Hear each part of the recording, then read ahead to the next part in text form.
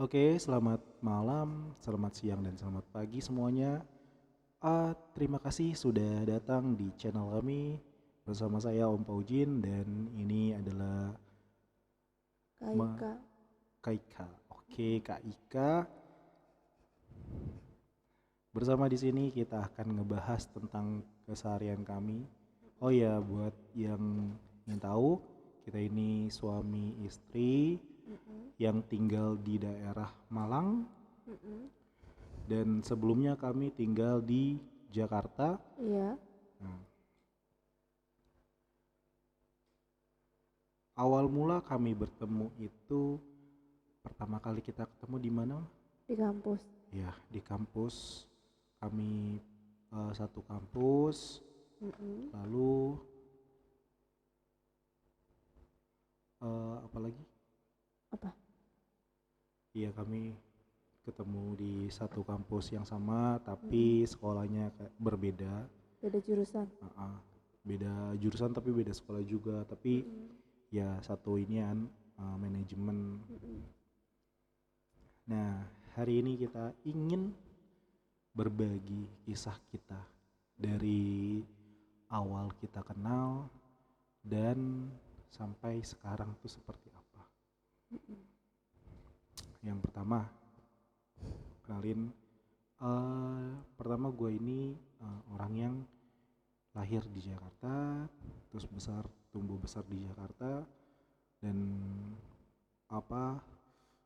kuliah juga di Jakarta. Untuk kamu mah Iya. gimana? Kalau saya lahir di Jawa Timur, Malang Selatan, daerah kabupaten, kuliahnya di Jakarta. Sekolahnya? Sekolahnya di sekolahnya sekolah dasarnya di daerah kabupaten, terus pindah ke Jakarta. Nah, sebelum kita bangun tema yuk. Mm-mm. Temanya itu pertama persekolahan. Mm-mm. Pertama-tama ya. Ini aku cerita pengalaman aku di SD. Aku tuh di SD ya lumayan, kalau dibilang nakal juga enggak, disering dibully iya, Mm-mm. tapi untuk nilai ya lumayan lah, nggak terlalu parah gitu. Ada mungkin di peringkat masuk 10 besar pasti. Nah, SD di Jakarta itu apa sih? Ya lumayan lah, fasilitasnya juga ada. Jadi kita tuh dari kelas 2 SD di tahun 2002 itu ada yang namanya lab komputer. Terus untuk pelajarannya pun itu semuanya ya bisa dibilang lumayan. Untuk anak-anaknya mungkin hampir sama ya, karena aku ini sekolah di mana sekolahnya itu bukan kota banget, tapi masih daerah kampung gitu. Nah, terus untuk anak-anaknya juga sama. Mungkin kamu ada cerita nggak kalau di desa tuh seperti apa?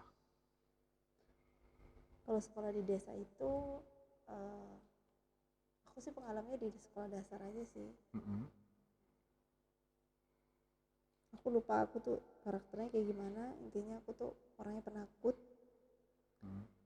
karena sering dibully dari lingkungan kehidupan sehari-hari, terutama di luar gitu ya, sama di sekolah sering dibully. eh, Apa ya, dibilang nakal juga, nggak mau cari masalah sama orang sih, lebih tepatnya gitu.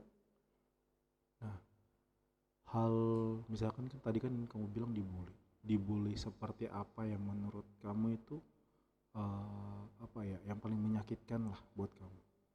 Pulang sekolah, kan kalau di kampung itu kan, di desa ya, daerah pegunungan itu kan ada jalan tanjakan naik ke atas itu. Mm. Aku masih ingat aku dicegat tuh apa ya bahasanya, di ya dicegat ya di Mm.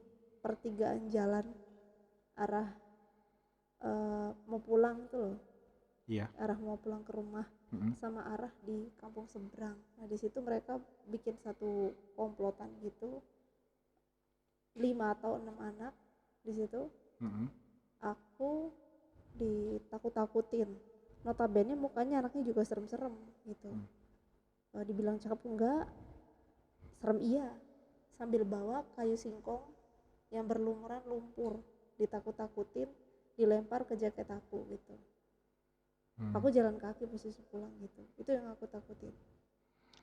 Artinya itu di luar sekolah ya? Ya di sekolah juga ada. Apa kalau yang di sekolah? Kalau di sekolah itu ini ketemu anak perempuan yang Hmm. judes, terus dia itu ngerebut posisi barisan kalau upacara gitu kan, barisan atau enggak senam pagi gitu kan. Itu Kalau aku pernah sambil waktu itu. ngata-ngatain, aku kan dulu kan banyak ketombenya tuh, Iya, kata-katain, ih Ika ketombean ketombean. itu mah masih mending mungkin. Kalau aku, kamu tahu, di kelas ada orang nih yang namanya, aku sebut aja lah namanya Agus nih. Dia tuh udah badannya gede ya kan. Ibaratkan tuh dia tuh harusnya tuh udah 2 tingkat di atas kita gitu gara-gara badan yang gede itu. Nah dia tuh suka ngebully kan. Hal yang paling parah ketika kami lah, ibaratnya kami yang dibully, bukan cuma 1-2 orang gitu. Kami dibully menggunakan permen karet, di mana permen karet itu ditempelkan di rambut. Ah, ada 3 sampai 4 orang gitu. Sampai ada yang, kalau aku memang gentle aja udah ketika hal itu terjadi, nyokap pasti marah ya kan.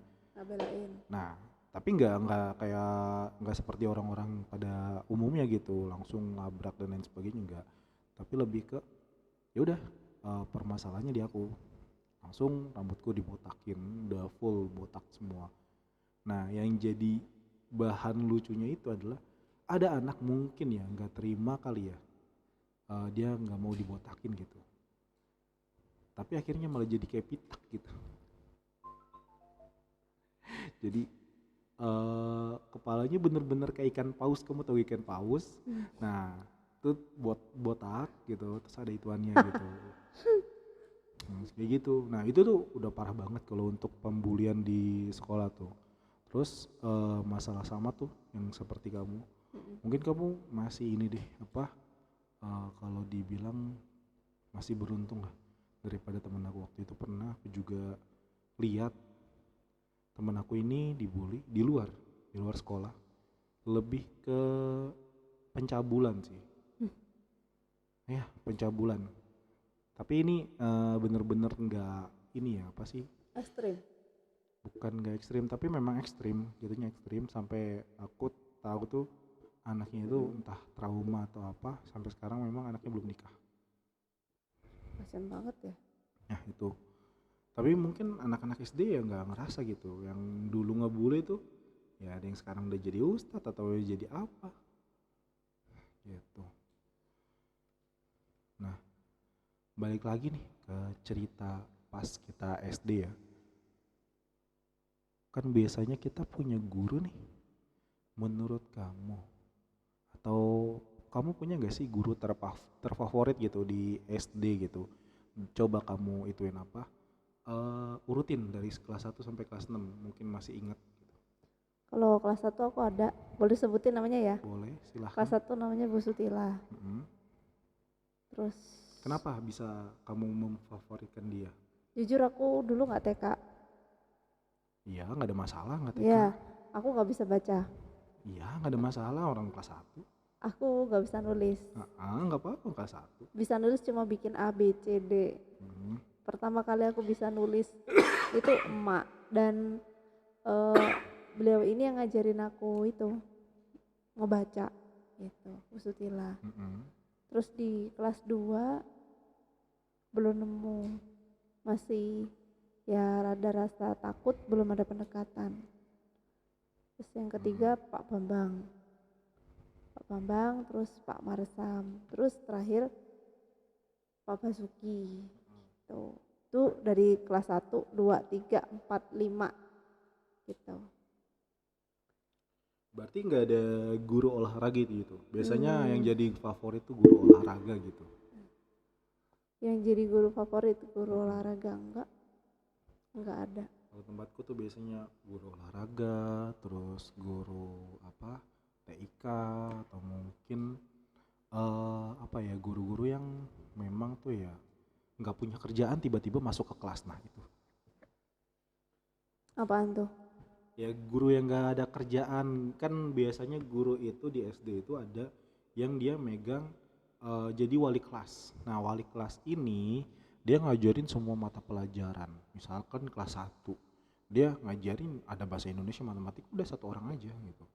Beda sama yang di SMP kan. Kalau di SMP masing-masing. Kalau di SD ini biasanya ada pelajaran matematika, bahasa Indonesia, IPS, terus IPA kalau ada. Itu yang ngajar cuma satu guru. Yang berbeda itu seperti agama, olahraga, dan apa eh, mata pelajaran TIK yang khusus memang gitu. Nggak ada gitu ya selain di kelas 1. Itu tadi ada kelas 1 itu Bu Sutila, kelas Oh 2 iya. tuh belum nemu, kelas 3 Pak Bambang, kelas 4 itu belum ada, kelas 5 Pak Marsam sama Pak Basuki itu Hmm, gitu. Kalau kalau untuk guru olahraga jujur aku nggak ada gitu. kayak sepi banget ya. Apa kita putar musik aja Boleh sambil kita dengerin. relaxing? Aku putar musik ya. Coba Yuk, aku yuk. punya musik apa ya di sini ya? Hmm, Lihat di YouTube VIP. juga boleh. Enggak, Kenapa? nanti ada iklan. Oh ya, Kalau ada iklan ribet motongnya. Aku nggak mau motong-motong. Hah, masuk musik Ghibli. Coba kecilin suaranya. Hah, kalau ini bisa lebih nyaman kan? ya, Gimana suaranya? ya. Oke, Lebih bisa enak kan? relax. Nah, Coba deh. coba ada yang pengen kamu tanyain gak ke aku? Kalau aku ya, tadi aku jawab pertanyaan tadi ya. Kalau buat aku, guru favorit aku itu biasanya memang wali kelas aja ya kan. Ada yang namanya Bu Puji, terus kelas 2 ada Bu siapa ya, orang Kristen pokoknya tuh. Terus Bu Rita apa namanya. Terus ada di kelas 3 ada Bu Romlah, kelas 4 itu ada Bu Sugi, ada beberapa yang memang udah almarhum. Kelas 5 tuh Pak Amsar, ini orang yang memang bener-bener tuh ngajarin ibaratkan kita mau ke SMP nih, orang tuh bener-bener ngajarin gitu, nggak cuma cuap-cuap tapi bener-bener memperhatikan muridnya di kelas 5 ini. Nah baru deh tuh di kelas 6 ketemu Pak Amsar yang memang menyiapkan mental kita untuk masuk ke SMP pada waktu itu. Nah kamu punya gak sih cerita yang lucu gitu dari guru-guru tersebut? Ada. Coba. Dari segi apa dulu nih? Ya terserah, yang penting mungkin itu ya jangan sampai mempermalukan juga. Ya, dulu tuh ada cerita di kelas 1 dulu ya. Mm-mm. Di kelas 1 dulu itu kan namanya aku dulu juga tinggalnya di pedesaan. Musim hujan. Mm-mm. Terus juga sekolah tuh nggak dianterin, berangkat sendiri. eh Jalannya itu naik turun, ya mungkin ayah tahu sendiri jalan seperti apa kan. Nah, ketika musim hujan itu apa? Coba deh Mak, kalau kamu lihat tuh langsung ke aku yang ada di sini. Oh iya, Aku nggak ngadep kamu yang ada di sana ya, oke oke oke. jadi kelihatan. Jadi aku tuh jalan kaki, ya kan, Hmm? kehujanan. Hmm. Otomatis sepatu aku tuh kan basah kan. Iya. Nah, basah di situ tuh musim hujan tuh terus selama 1 bulan berturut-turut. Mm-mm. Walaupun hujannya itu nggak ini loh, apa sih namanya? Konstan ya. Oh enggak ini apa terus menerus gitu. Nah, tapi otomatis kan juga mempengaruhi sepatu kan, basah. Ya pasti basah. Ya, akhirnya di situ aku pakailah sepatu sendal yang bentukannya kayak punya Asmaning yang warna pink, mereknya ayam itu loh. Nah itu kayak gitu. Dan di suatu ketika guru aku tuh kan ngajarinnya kan gantian di situ. Waktu itu kelas 1 sama kelas 2 kelasnya tuh kayak gantian gitu loh. Di depan lagi dibenerin kayak gitu. Nah, pas kayak gitu anak tuh lagi bercandanya tuh lari-larian. Otomatis kan ganggu konsentrasi gurunya dong. Pasti. Bubuk gitu. Iya. Nah, dan aku tuh nggak lari, dan aku tuh ngumpetin sepatu aku ketakutan gitu loh. Aku tuh ketakutan, ketahuan pakai sepatu sendal yang kayak ada kelihatan sampingannya gitu loh, yang kayak punya maning gitu. Iya. Nah habis itu gurunya, ibunya ini ngomong kayak gini, kamu lari ya gitu. Aku tuh diem mojok ngumpetin sepatuku. Aku tuh nggak aku tuh jujur aku nggak lari, aku diem di situ. Jadi ibunya udah marah duluan gitu. Di situ yang aku takutkan adalah aku ketahuan pakai sepatu warna putih, sendal. Gitu. Karena kan kalau pakai sepatu putih nggak boleh gitu. Boleh. Karena kondisi keadaannya nggak ada sepatu lagi gitu. Ya mau gimana lagi gitu loh, mau pakai apa? Sepatunya pun juga basah, nggak bisa dipakai, kotor gitu. Musim hujan jangan juga bilang kamu tuh dulu pakai sepatu kamu punya sepatu yang ibaratkan udah luntur, abis itu kamu cat lagi terus kena hujan luntur. Ada, dulu juga ada. Aku punya sepatu boot. Ya sepatu bootnya ya ala-ala sepatu boot nggak asli lah gitu loh. Di bawahnya itu tatakannya, kan tatakannya di bawahnya itu copot gini, mangap gini loh. Akhirnya aku lepas lah, namanya anak kan nggak ngerti ya, ini ganggu nih, aku lepas. Pas senam itu kan lapangannya kan rumputnya seger banget tuh. Iya. Bekas hujan ya embun, ya kan. Terus habis itu basah kaos kaki aku, masuk angin deh itu udah.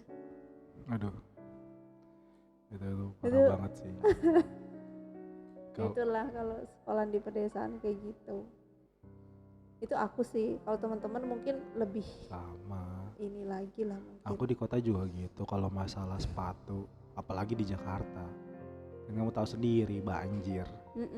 Wah udah itu sepatu dimasukin tas, kalau kita tenteng, kita nyeker. Kalau mungkin kalau di desa ini ya jalannya masih belok atau bahasanya tuh tanah ya kan. Kalau di kota aspal. Kalau nggak kuat-kuat tuh kaki kapalan. Antara kapalan, kalau nggak ini itu bahasanya apa sih namanya? Pecah-pecah. Apalagi pas musim-musim inian hujan, banjir, udah nggak ketolong dah tuh. Gatel nggak kaki? Lu jangan tanya, orang sekolahku tuh pasti lewat inian tempat pembuangan sampah gitu. Udah. Emang SD-nya di mana? SD-nya di inian Kembangan Utara, Jakarta. Arah dari rumah yang mana sih? Ada sebelum rel. Sebelum rel? Ada. Tempatnya kakak? Iya, kita semua sekolahnya di situ semua, satu lokasi tapi sekolahnya beda-beda. Kalau aku di SD 10-nya, kalau siapa Ipat itu di SD 12-nya, nah Ara di SD 09-nya gitu. Jadi satu lokasi tuh ada 4 SD, 09, 010, 11, 12. 09, 10 itu pagi, 11, 12 itu siang. Nah seperti itu. Nah kalau masalah kayak gitu tuh di Jakarta ya sepatu, Mm-mm. apalagi kita jalan ya, Mm-mm. ada kali 3 kilo. Jalan tuh hampir 3 kilo, 2-3 kiloan lah. Kalau hitungannya per 100 meter itu sampai Pasar Kemiri aja itu udah sekitar 2 kilo. 2 kilo, aku kira kan dulu kan 2 kilo itu tuh kayak jauh banget gitu. Ternyata 2 kilo itu dekat. Kalau dari Percaya sini, nggak? kalau dari sini Kalau kemana? dari sini tuh cuma ke ini kan apa Banjarrejo yang daerah lapangan itu 2 kilo. Nggak tahu aku. Lapangan Banjarrejo Yang mana sih? itu loh yang inian apa kalau kita beli hanger ada lapangannya. Oh itu, yang depan situ. Iya, dari sini ke lapangan itu 2 kilo. Ya lumayan jauh sih. Itu aku apa ya, aku kira tuh 2 kilo itu jauh gitu, nerjang hutan dulu, nerjang ini dulu apa jalan raya dan lain sebagainya. Ternyata itu dekat 2 kilo itu, nggak jauh. Terus tadi ya masalah itu ya apa cerita lucu. Kalau aku sih untuk cerita lucu sebenarnya kalau untuk guru itu lebih ke memalukan sih. Nggak apa ya, kalau di Jakarta ya kayak gitu sih, di sekolah tuh kayak gitu. Emang gurunya ngebanyolnya tuh ya ngebanyol inian pendidikan. Terus kalau untuk aku sama guru tuh ya palingan kan aku tuh suka berantem, orangnya tuh berantem tapi kalah mulu, gak pernah menang. Aku dari dulu ditakut-takutin, soalnya sering aku mah. Jadi kalau aku menang nggak ada kata aku tuh wah hebat nih, nggak ada kayak gitu, bahkan minimal didiemin kayak enggak, tapi lebih ke aku yang diomelin. Coba bayangin, aku kesel, aku lawan, pulang, itu menang atau kalah, menang lah, menang kan itu kan apa sih namanya, anak orang yang nangis ya, anak orang nangis ya orang tuanya ngadu ke orang tua aku, ya aku yang kena pukul ya kan. Ketika aku kalah, aku nangis, aku tambah tambah parah, ya udah mau kayak gimana coba, ayo kan. Kalau anak orang lain mungkin kalau menang nih Belain. ya kan, aku nangis nih dibelain kan ya, lah aku kagak, aku nangis ya aku ditambahin, udah gitu terus. Kalau aku kalah ya orang tuanya sini, coba deh dilema kan. Makanya aku dari semenjak itu aku paling males untuk ngeladenin orang gitu, bahkan mungkin ya ke bawah sampai dewasa, sehingga di awal 2018 itu baca buku sedikit-sedikit, akhirnya mulai berdamai lah sama hal-hal kayak gitu. Itu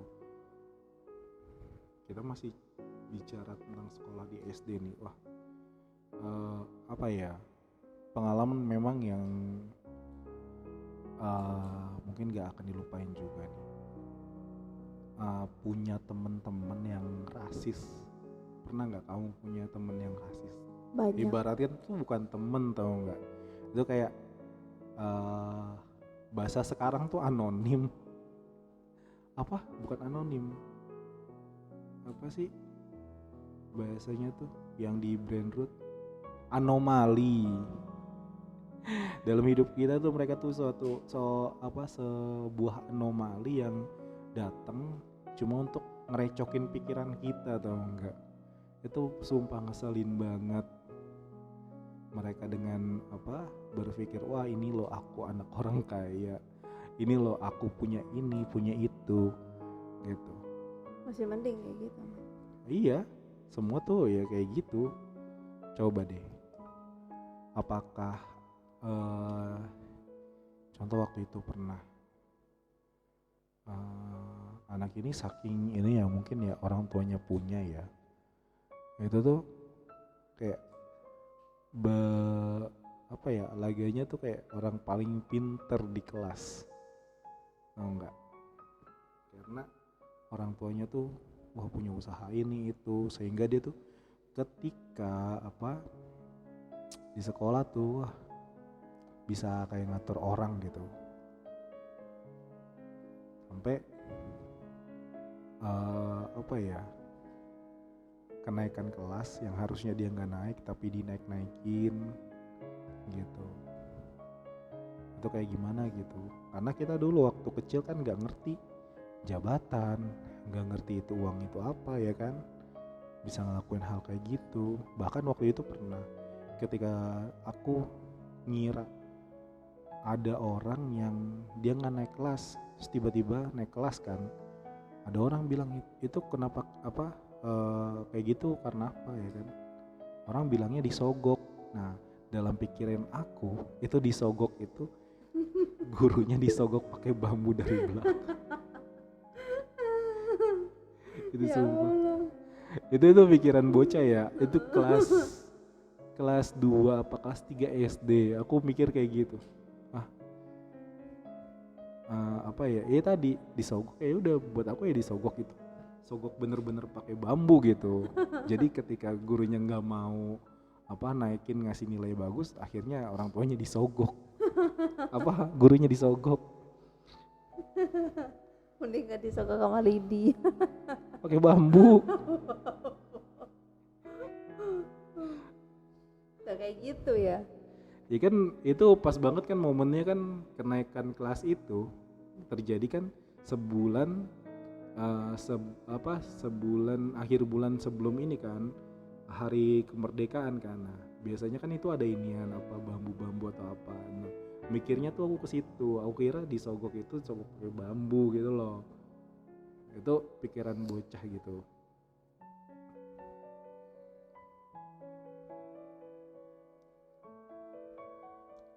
Jadi hal-hal yang kayak gitu tuh aku bener-bener nggak suka tau, anak yang kayak gitu. Nah, ada, aku juga ada dulu temen kayak gitu juga. Dia punya wilayah situ aja sih gitu. Ya isunya nyebar gitu, gini gitu. Tapi ya orang bocah ya, aku tuh nggak mau ikut tahu gitu, nggak mau kepo lah. Ini yang jadi masalah di pendidikan sekarang tuh seperti itu. Jadi orang tuh apa ya, merasa mereka punya uang, anaknya diperlakukan seperti itu tanpa diberikan pemahaman, akhirnya anak akan mengikuti orang tuanya nanti. Dia akan ngebully temannya, atau mungkin dia akan jadi korban bulian selanjutnya. Itu kan yang jadi permasalahan di pendidikan kita. Apalagi kita balik lagi, kita adalah relawan Bimba, ya kan? Kita ingin mewujudkan pendidikan yang bisa membahagiakan semua orang. Walaupun kita tahu kita nggak bisa membahagiakan semua orang, tapi itulah usaha kita, itulah ikhtiar kita agar anak itu bahagia dalam belajar, bukan terpaksa untuk belajar. Gimana? Bener nggak? Ya, Nah, setuju sih. lebih baik kita kan menceritakan hal-hal apa aja sih yang kenapa kita sih dulu tuh sekolah tuh beban banget. Sampai akhirnya kita tuh apa ya, tidak menyekolahkan anak kita di lembaga kita tuh tidak menyekolahkan anak kita di lembaga formal gitu. Ya tadi kejadian-kejadian ketika kita di SD tadi itu mencerminkan, oh pendidikan itu seperti ini. Nah, alhamdulillahnya kita ketemu yang namanya Bimba, sehingga kita bisa belajar bagaimana kita menangani anak kita sendiri, bukan anak murid deh. Karena baik lagi kita buka Bimba pun atas dasar penelitiannya adalah anak kita, bukan siapa-siapa. Ketika kita bisa menerapkan ke anak kita, sudah pasti kita bisa menerapkannya juga ke orang lain gitu. Itu yang pengen kita iniin apa. Nah menurut kamu mah eh, belajar yang seperti apa sih yang membahagiakan? Belajar yang seperti apa yang membahagiakan? Yaitu belajar yang tanpa ada tuntutan, belajar yang terdorong dalam diri diri sendiri secara intrinsik dan menyenangkan, terutama menyenangkan sih. Mulai dari moderatornya, mulai dari penerapannya juga kayak gitu sih. Iya. Lebih ke fasilitatornya ya. Mm-mm. Kita punya fasilitas dan fasilitator. Kalau kata guru tuku dulu tuh gitu, guru itu adalah fasilitator sebagai objek dalam belajar, sedangkan siswa ini adalah subjek dalam belajarnya gitu. Jadi kalau artinya adalah si anak ini bukan jadi target penelitian, tapi mereka sendirilah yang menjadi peneliti itu, sedangkan guru hanya sebagai objek di mana guru ini diteliti apa yang disampaikannya, apa yang diajarkannya itu adalah barangnya, sehingga anak ini mampu gitu. Balik lagi tadi, tidak memaksakan, tidak ada tekanan. Nah ini pun juga terjadi dewasa ini tuh banyak anak-anak yang belum mampu. Kita lihat kan masih banyak anak yang belum mampu. Kita nggak perlu keluar deh, di lingkungan kita itu masih banyak anak yang nggak mampu dalam pemahaman, dalam budi pekerti itu masih belum mampu. Dilihat dari apa? Kita lihat apa yang mereka kerjakan, apa yang mereka lakukan di sekitar, di lingkungan itu seperti apa, pembicaranya seperti apa, kita bisa lihat gitu mah. Nah menurut kamu nih mah, balik lagi ya, kalau Apa tuh? oh ya tar dulu deh, menurut aku ya, Mm-mm. yang membahagiakan dalam belajar itu ya balik lagi, kita tuh merasa belajar bukan beban. Selama ini kan kita sekolah di persekolahan itu merasa belajar itu adalah suatu beban, bukan suatu hal yang menyenangkan. Padahal ya kewajiban, karena balik lagi ketika kita udah masuk SD, sekolah formal, kita diterima sebagai pelajar, maka kewajibannya adalah belajar. Iya kan? Suatu kewajiban akhirnya menjadi suatu beban kita kalau kewajiban itu tidak terpenuhi. Akan kita bahas ini dulu kan, wajib, kata wajib ya. Wajib itu artinya kan ketika kita melakukannya itu kita akan dapat pahala, ketika kita tidak melakukannya kan itu jadi dosa. Nah itulah sebab akibat seorang pelajar jika dia tidak belajar maka akan mendapatkan dosa. Dosanya apa? Dia tidak akan mampu gitu. Tapi ketika dia seorang pelajar dan dia belajar dengan kewajibannya, dia belajar, memang dia akan mendapatkan pahala. Ya apa? Ya kemampuan itu. Nah itu memang tidak menyenangkan ketika kita berpikir, balik lagi ke mindset kita, akhirnya kita tidak suka, mindsetnya tidak suka dalam belajar. Nah menurut kamu nih Ma, apa sih caranya, bagaimana sih caranya biar kita tuh punya minat belajar tanpa menjadikan belajar itu adalah suatu beban buat kita? Satu, gimana caranya untuk punya minat belajar ya? Satu, menyenangkan. Nah, terus motivasi. Iya. Terus juga keinginan tahu yang kuat, mendorong sesuatu mendorong keinginan kita yang kuat itu akan menjadi sebuah motivasi yang sangat menyenangkan gitu sih.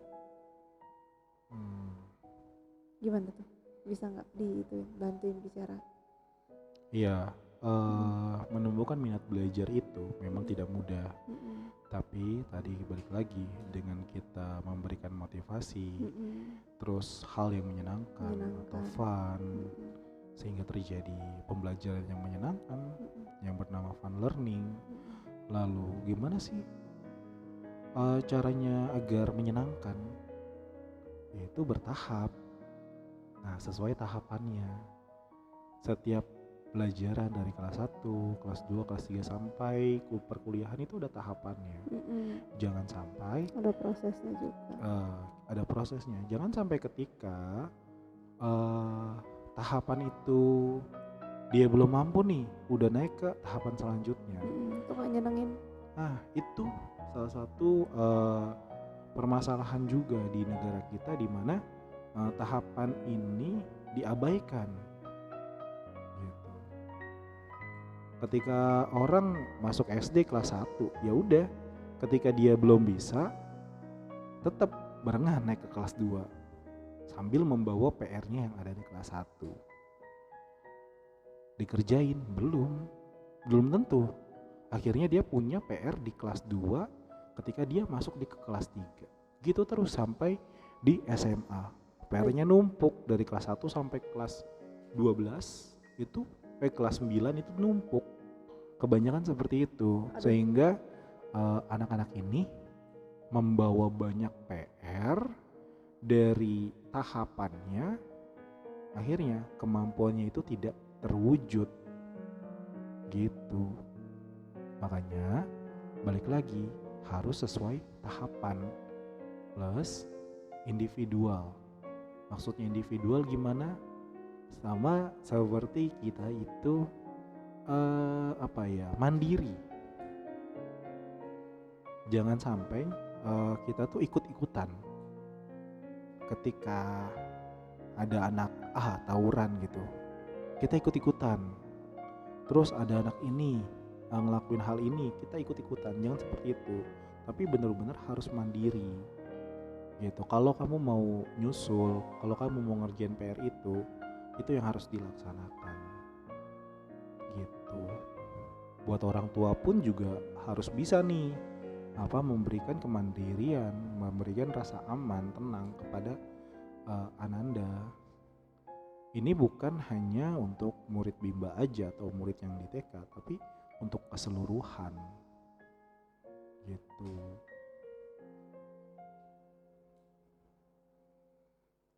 Ada juga ini dulu pengalaman waktu ke sekolah sih, yang ngerjain PR gitu tapi sambil dipaksain, tuh enak banget. Dapat PR nih, ngerjain tapi dipaksain gitu loh. Jadinya kan PR itu dikerjainnya di mana? Di rumah. Jadi kalau nggak ngerjain PR diapain? Dimarahin sama orang tua. Temen aku pernah cerita soalnya. Iya, terus orang tuanya harus ngapain? Ngebantuin, tapi ini kagak. Ya, kerjanya kan? marahin doang. Ya udah, berarti artinya harus apa? Dibimbing kan? Iya. Nah, anaknya harus dibimbing ketika mempunyai PR itu.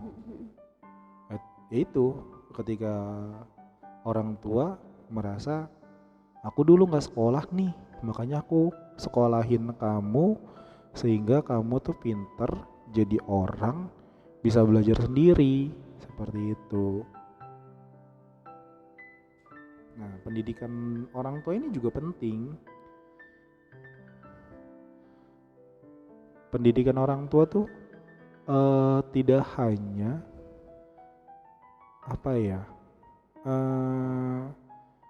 makanya kan jadi orang tua tuh tidak hanya untuk membuat anak, tapi juga mendidiknya. Nah, yang jadi masalah adalah ketika anak-anak ini mereka tidak diinginkan. Sehingga banyak dewasa ini tuh orang tuh, jangankan ini deh apa, untuk punya anak, banyak orang yang gak mau nikah. Takut karena mereka berpikir, aku nggak bisa ngejagain anak aku nggak bisa memberikan pendidikan layak untuk anak aku. Nah seperti itu. Padahal yang harus dilakukan adalah memberikan pendidikan dasar. Maksudnya apa? Seharian. Ketika kamu melakukan sesuatu, itu kan pasti diikutin sama anak kamu. Nah itu yang harus kalian jaga. Nggak perlu kalian harus menyekolahkan anak kalian di tempat yang mewah atau bergengsi, enggak. Tapi kelakuan kalian yang harus diubah, yang harus ditata sebaik mungkin. Kehidupan kalian baik,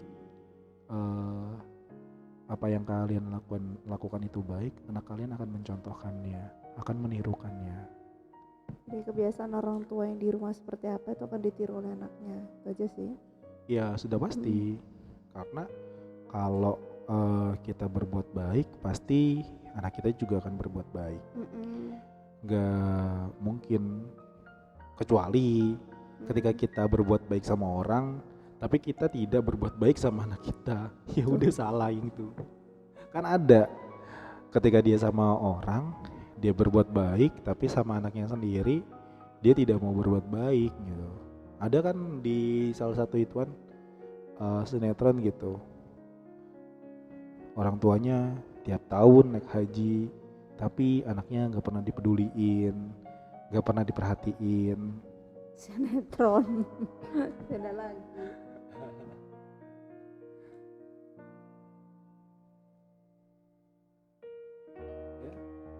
Ya ini renungan juga buat kita berdua gitu, untuk menjadi orang tua yang lebih baik dalam mendidik anak. Buat kita juga belajar sebagai orang tua, sebagai manusia dan individu, untuk belajar lebih baik. Nah, makanya kami senang dalam belajar. Karena apa? Kita belajarnya itu bertahap, menyenangkan, dan kemandirian itu penting. Itu tadi. Buat kalian yang masih bingung, bimbang dalam belajar, ya ini tipsnya dalam mengembangkan minat belajar kalian.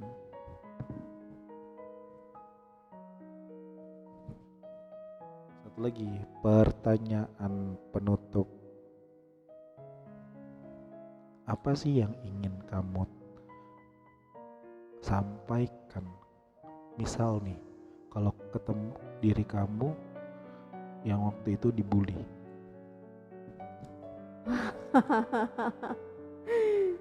Apa ya?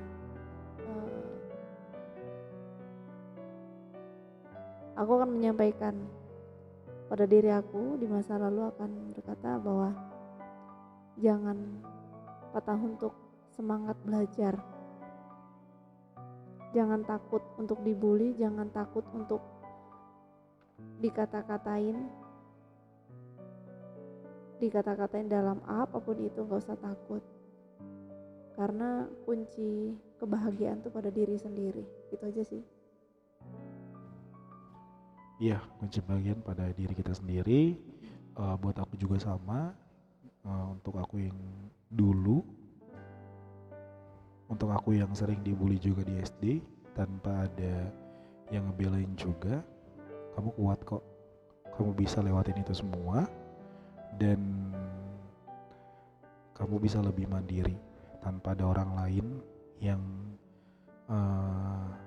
jadi geng kamu atau mungkin jadi teman kamu yang lebih baik, karena pikiran kamu tuh beda dari yang lainnya.